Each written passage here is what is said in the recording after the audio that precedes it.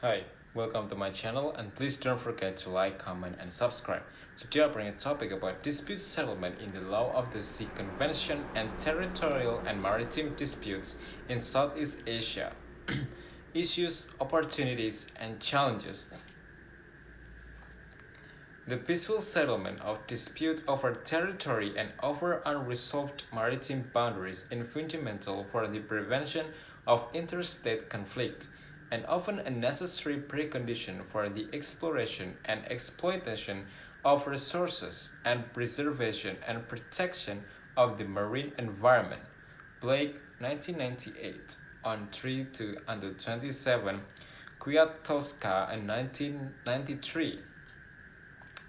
Disputed territorial sovereignty and contested maritime boundaries impair maritime security, hamper effective interstate cooperation, compromise sustainable use of a scarce natural resources, and hinder the flow of goods and resources, said Buzinski and Salzland on 2007. Was stated on the Article 143. Also, however, despite the unarguable imperative for clearly delineated state boundaries, many of the world's territorial and maritime boundaries have yet to be resolved and delimited, also stated by Antunes 2003. Also, in the resolution of these disputes, states submit their competing claims before an international court or tribunal for adjudication effected through an agreement on the basis of international law. Consequently, there have been more judgments and awards concerning maritime boundary disputes than any other aspect of the international law. An apparently continuing trend on Charney 1994, page 227, Kaigobat on 2022. The United Nations Convention on the Law of the Sea on 1982, or LOSC, provides for a dispute settlement mechanism, or DSM, that establish a compulsory and binding framework for the peaceful settlement of all ocean-related disputes. However, it must be emphasized that the rules laid down in the LOSC proceeds from the premise of existing and also uncontested land features and could not be invoked as a source of title to territory. International law provides for 5 traditional modes of acquiring sovereignty: occupation, also prescription, assertion, cession, and conquest, said Jennings on 1963, also Sharma on 1997. The LOSC does not directly address dispute over sovereignty.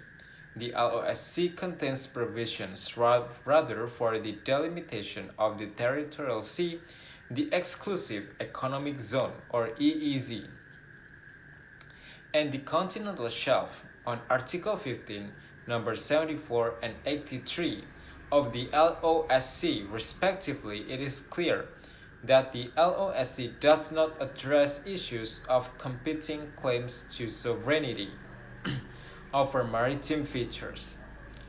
The answer to the question of ownership over disputed insular or feature is not in the LOSC. This is addressed in public international law, of which the law of the sea is a part.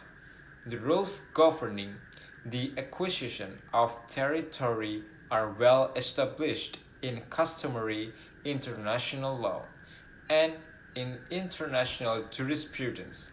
It is not a shortcoming of the Convention that it does not address this issue.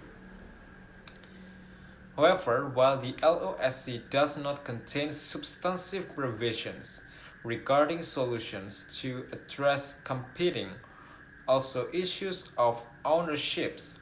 It does provide for a DSM which allows states parties to submit disputes also concerning the interpretation or application of the convention to a binding procedure as specified in Part 15, including sovereignty disputes with their consent and in the forum of their choice if they so please. In the case of Southeast Asia, despite the long-standing rate of territorial and maritime disputes, there appears to be a general reluctance to utilize the dispute settlement, also provisions of all LOSC. Generally, the states in Southeast Asia have very little experience in litigation at the international level with regard to the settlement of territorial and also maritime disputes, with only 3 disputes revert to the International Court of Justice or ICJ, and 2 cases submitted to the International Tribunal for the Law of the Sea or ITLOS to date. The first case referred to the ICJ was in 1959 concerning the Temple of Preah Vihear between Cambodia and Thailand. The second was in 1998 when Indonesia and Malaysia went to the ICJ to resolve their sovereignty dispute over Pulau Likitan and Pulau Sipatan, at which Philippines failed an unsuccessful intervention in 2001. And the last was in 2003 when Malaysia and Singapore jointly submitted a request to resolve their territorial disputes. And regarding Petra Branca, known as Pulau Batu Putih in Malaysia, Middle Rocks and South Ledge or Malaysia or Singapore.